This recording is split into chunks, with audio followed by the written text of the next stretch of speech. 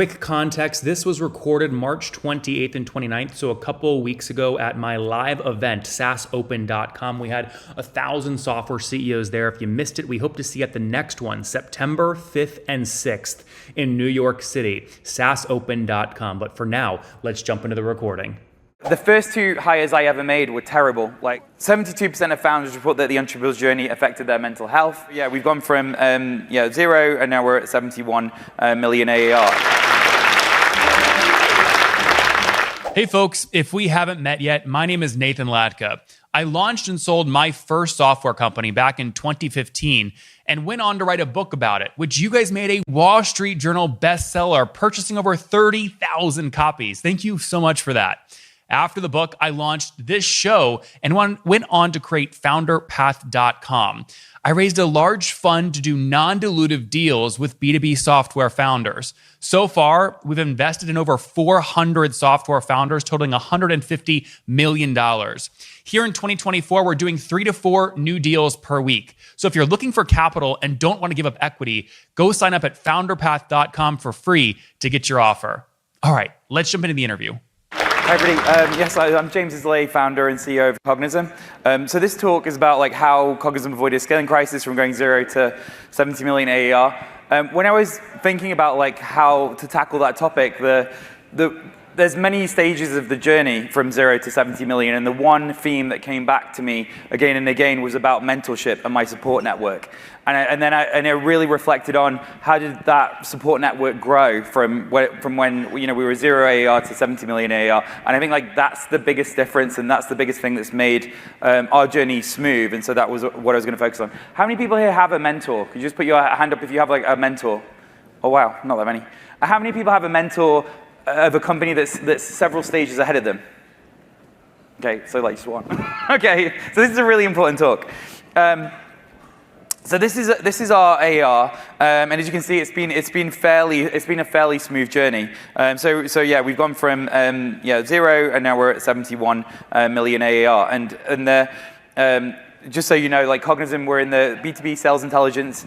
So we help companies with contact data, filling the sales pipeline, enriching opportunities to help increase win rate.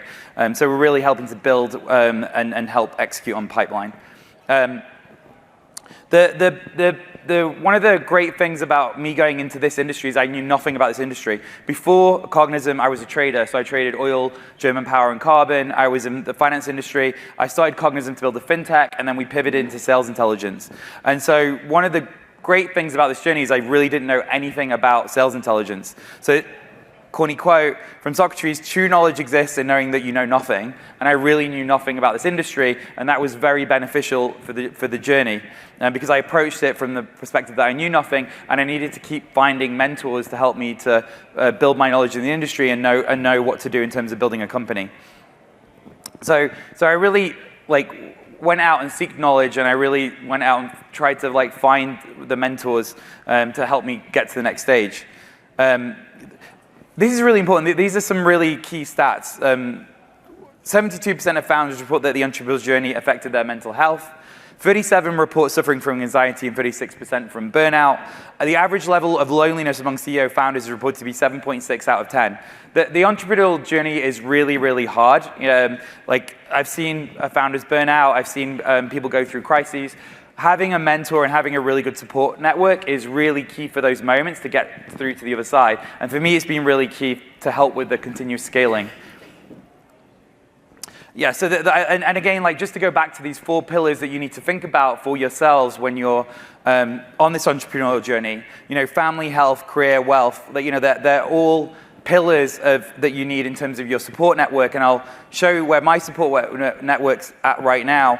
And if you don't have one of these pillars in the right place, then what I've seen time and again with other founders is it just the chair breaks and it falls down because one of the legs falls down. So it's really important that you build a support network around all of these areas. This was my support network in 2016. So two types of investors. I had the conservative investor, Declan Farley. Both of these two were friends at the time. Declan was like the conservative investor that would call me, WhatsApp me every single day, chasing me about every single penny that was spent. Like it was a bit miserable, but like again, he kept me on my game. And Usman was the optimistic investor who said he'd always be there for me, provided the first check-in, and then I never heard from him ever again. So combined, they were the perfect investor, but that was like my support network in 2016 when I started on this journey. It gave me the confidence to move forward, and it gave me the confidence to get going. This is my support network now. It's actually bigger than this, and there's many legs to it. It's missing my fitness coach, which I've just added. But like Harold Debon is my wellness coach. He makes sure that I'm in a good, happy place in my mind. Dario Arnold is my wealth advisor. I got secondaries to stop me going crazy, spending tons of money and creating loads of stress from that. Katie Trost is my CEO coach. So she helped build our company values. She helps me whenever there's a crisis in my management team. She's the best advisor on how to resolve that crisis in terms of personal relationships between C-suite executives. She helps us with OKRs. And Peter Defrin is my CEO mentor, and he's been at NetSuite when taking it to billions in revenue, crystal decisions, in terms of like taking that to a formidable expert. He's been there many times before, and he's been on the journey many times before. Any crisis I've ever seen, he's seen it before, and either he has the solution on how to resolve it, or he knows how not to resolve it. And then I have these investors, Peakspan, Balderson. They have like dozens of experts in residence, dozens of operating partners. Like Balden, for instance, has David Kellogg, really famous CMO. David Wiesman, the CPO of Bookings.com, and those networks really help me in terms of, in particular, who to hire, which are the C-suite people that I need to hire next to keep the scaling journey going. This was a really good guide that I found from, I have to shout out to Santiago Moral, which really, I think really gives a good guide on the stages that you hit and what you need to develop in terms of your own understanding and knowledge as a CEO. I didn't know, I hadn't touched any of these topics when I started my company, and now that these are the kind of, it was a really good guide of what I've educated myself on as I've gone through my journey. So like the founder stage, digital value, infrastructure applications, team, product management, work management, operations, team of teams, coordination and process, investments and projects, organization and culture. That one's been super key for our scaling. And then enterprise, governance, risk, security, compliance, information management and architecture. That's what I'm really like building knowledge around right now, and where I'm really seeking out mentors to kind of like help me with the scaling there. This was another great guide, and I felt that like we had a talk earlier this morning about like hitting these scaling crises, and this really resonated to me, and I think it resonated from talks I had this morning. So these are kind of the typical like revenue points you get where you hit those scaling crises, and they're where you really need to make sure that you've got the mentors that are at the next stage. And some mentors, for instance, when Peter Defrin became my mentor originally, I know now that I really took him to an earlier stage, because the advice that he gave me wasn't really resonating and didn't really have impact because I had taken him a bit early. But right now he's the perfect mentor. And whenever a crisis comes up, because he's really played at this stage, like the 50 million ARR plus, his advice has been invaluable. Yes. We lost some pictures there. So I wanted to go down to like a particular stage and then just talk through these different stages and what mentors I had there and where they helped us. So if we go back to like the sub 1 million when we just started, I had 3 key mentors. One was Tom James, and he was an angel investor who'd had an exit. The key bit of advice that he gave me at that stage was to focus on my home market. So to not go into the US market, it was one of his big pieces of advice. One of our rivals raised a seed round, went into the US market and blew the entire money and died. Whereas we stayed focused on the UK market, and his advice was stay focused on the UK market until you get to 10 million AER, and then look at the US market. And that was invaluable advice and stopped us blowing through our money too quickly. Mark Taylor, because I knew nothing about the B2B sales intelligence market. Mark Taylor had run a B2B outreach agency. So he really helped me to understand the market, understand what customers wanted. He helped both him and Tom James provided initial customers to kind of like test our services in. And he also helped me to really build out a sales plan and in terms of like how to grow the business. Nick Keating, the first 2 hires I ever made were terrible, like the SDRs. They didn't work out at all. And I really realized at that stage, because I came from a software engineering background, I'm a software engineer by background, I knew how to hire software engineers, but I didn't know how to hire salespeople, and I didn't know how to hire marketers, and I didn't know how to hire customer success. You've got so many like departments and areas to learn, you can't, it's not possible. So he really came in and helped us to really taught us how to hire good salespeople and good customer success people. Like one of the key lessons at this stage was that I needed to find people that knew how to hire those juniors, and I needed them involved in the hiring process, and I needed them to do the sign-off for those employees. That was really critical for our success. Another key thing here that really made a big difference was creating a board. I invest in a lot of startups now, and one of the key mistakes I see again and again is that founders want to fear creating a board, but it's not really a control thing, it's really a headspace thing. It's really about creating time with those mentors to kind of like review where the business is now, review your metrics, review your financials, and get feedback, like a very well-constructed feedback that you can actually action and then put back into the company. That meeting, like regular board meetings and regular revenue operation meetings from our first year, were really key in our scaling. It really provided, and we did those on a monthly basis. Like now, the cadence for those has moved to a quarterly basis because we have so much more data and we need to be so much more deliberate. But at that time, it really made a big difference from 0 to 50 million ARR for us to do that monthly and then to have that feedback from those mentors to kind of ensure that we were adjusting the boat in the right direction all the time. Yes. Next one is when we got to 1 million ARR. Oh, we're missing a lot of pictures. But here, the 2 pictures that were up here were Salesforce, and that was really about us investing in our infrastructure and investing in our technology. One of the other key mistakes I've seen across my investments and other founders that I've mentored is that people are cheap and they don't invest in their people, they don't invest in their technology, and I see that as one of the major issues of scaling. So I've always invested in the best tools, the best equipment for our sales teams, and that has made a big difference. Yes. Scaling the infrastructure is really key. So the other one here was Salesforce and PeakSpan. So the other one, at this stage, our first kind of VC investor came in, and they brought with them the support network. So they have an expert network, they have operating advisors, educational resources, and just general support. So PeakSpan coming in as a VC with this infrastructure that they had, and quite a lot of the VCs don't have this type of infrastructure. So if you are going to take VC investment and you are a first-time founder, I would really advise you to look at a VC like PeakSpan or Boulderton that has that kind of support infrastructure, has operating partners. So Peter Defrin was one of their operating partners, and he became my mentor, and now he's our chairman. And then PeakSpan also run regular sessions with key experts in the field on a monthly basis. They also provide all of my C-suite with mentors, and they pay for it. So that has been really good for my C-suite to scale as well. So that was really important for our scaling. We've got the picture here. So Katie Tross came in at over 10 million AR, and Katie really helped us with building out our company values. Culture is just so key for keeping a company together, for keeping and retaining talent in the later stages.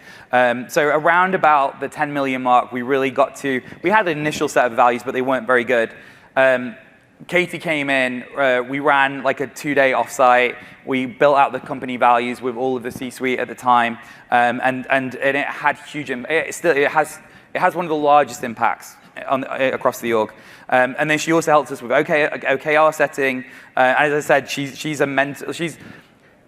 she's one of those people that I bounce almost every kind of personnel issue off and then get really good advice. So having somebody like that you can pick up the phone to or just WhatsApp is fantastic. So I would really recommend a CEO coach if you don't already have one.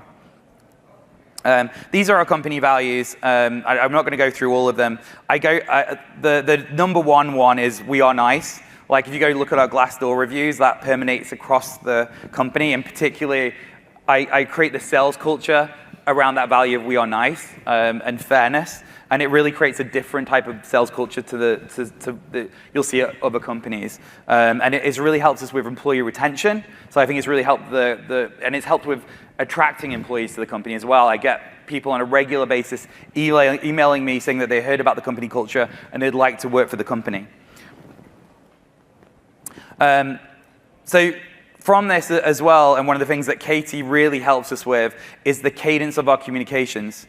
We do town halls regularly. So we do a monthly town hall where we communicate our values. We celebrate 3 things together. We go through every single department and what the department's achieved so that the whole company feels included. And then she also ensures that we've got the right kind of communication cadences for the stage of the company that we're at. So right now, one of the things that's been important is just to slow down the communication. So that now we're moving to quarterly cadences on our town halls and quarterly cadences in our RevOps meetings because we just have too much data, and doing it monthly is just overwhelming our C-suite executives. So it's been very important to kind of like time the communication for the right stage of the business. And the enterprise one, this is where Peter Deffer at Balderton came in. So this is the recent one. So we've now scaled past 50 million ARR. Balderton has an expert network and operating partners that are good for the 50 million plus ARR mark. PeakSpan was really good from that kind of like 5 million ARR up to 50 million in terms of the operating partners that they had. Balderton has those operating partners that have scaled to the 300 million billion ARR plus and have all that experience. And the key thing that I'm learning at this stage is it's really about making sure that you really hire correctly in terms of the title level and the experience level. It's a very expensive mistake to hire the wrong people. It's also just having access to the right people or knowing which executive search firms to use to kind of find that right talent. So this has been this is kind of really key now. So it's also about governance. It's about like how board governance works. So that becomes a lot more complex. You have to get a lot more. You start to see a lot more kind of like formal issues, like legal issues, and just as you move towards that kind of IPO level, your investors are expecting more from you in terms of formality. And so having to learn that from the right experts is really key. And this is the platform. I'm not going to go through all of this, but they have a very big platform. So again, it's about picking the right investor at the right stage that can give you that knowledge as a first-time founder to scale. This is my C-suite team. Again, apologies for all the pictures missing. But we've over the last year, in the last 12 months, my whole focus has been on hiring a new C-suite. So I hired a new CTO, a new CFO, a new CHRO, a new CLO, and a new CPO. And yeah, I think I've said them all. So I pretty much turned over about the majority of my C-suite team and spent all of my time focusing in on hiring those executives that have already done the journey before and have scaled from scaled to the hundreds of millions in AR. And they've come in and they've completely rebuilt their departments. And what I've seen works, the execs that are really good have come in, found the really good key talent, but then brought in talent that they've worked with before to fill the gaps. And that's been a sign of a really good executive. So the key takeaways from this, know what you don't know is a really key one, and seek out best-in-class mentors that have done the journey before.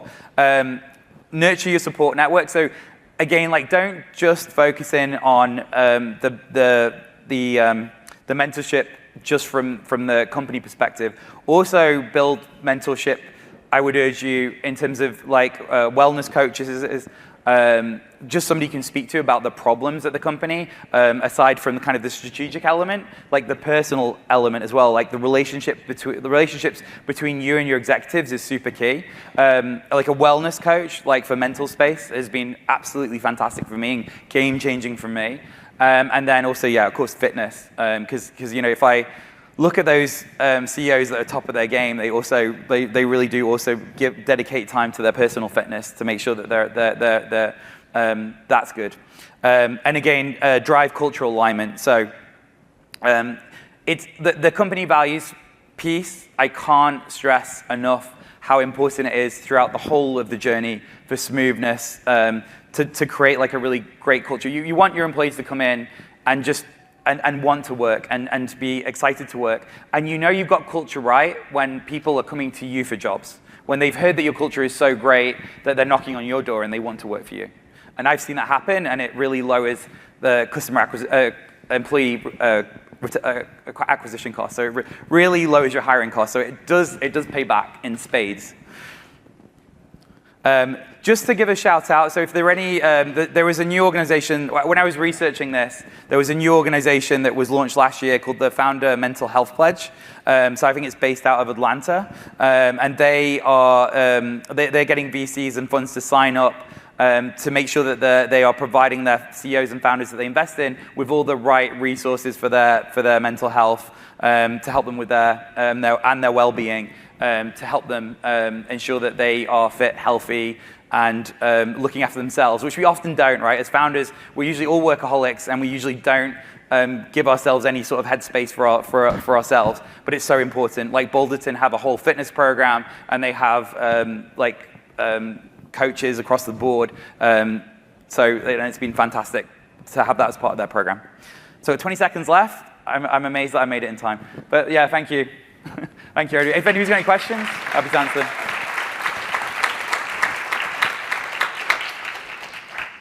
Oh. When you fired your C-suite, how did you convey that to your team to maintain morale? Oh, when I think that if you're going to let one of the C-suite go, it's kind of obvious to the rest of the C-suite why the C-suite person is going to go. I think again, it's like if you can manage. I'm very good at managing relationships, so I haven't really had a bad like it's always been done mutually, and it's always been done I think you have to get good at managing that out, because also it just takes stress away from the organization. So it's always been on good terms so far, and yeah, I think like that again. Somebody like Katie is very good at giving me the advice about how to make that nice, and how to make that exit like kind of peaceful instead of like warlike. Outside of the C-suite, though, like to your ICs, how was that like message interpreted? Again, it's ideally you're like, this person's leaving, and here's the new better person that's going to take over, which is what I just did with the CPO. And then everybody got very, very excited about the change, because also the organization felt like, okay, on the CPO we needed to make an adjustment, we need to make an improvement. So again, it's about like, if you could convey some good news immediately after the bad news, it softens the blow, and it makes it kind of a lot more, and it also can pump up the organization. So you can use it as a good thing to pump up the energy of the organization.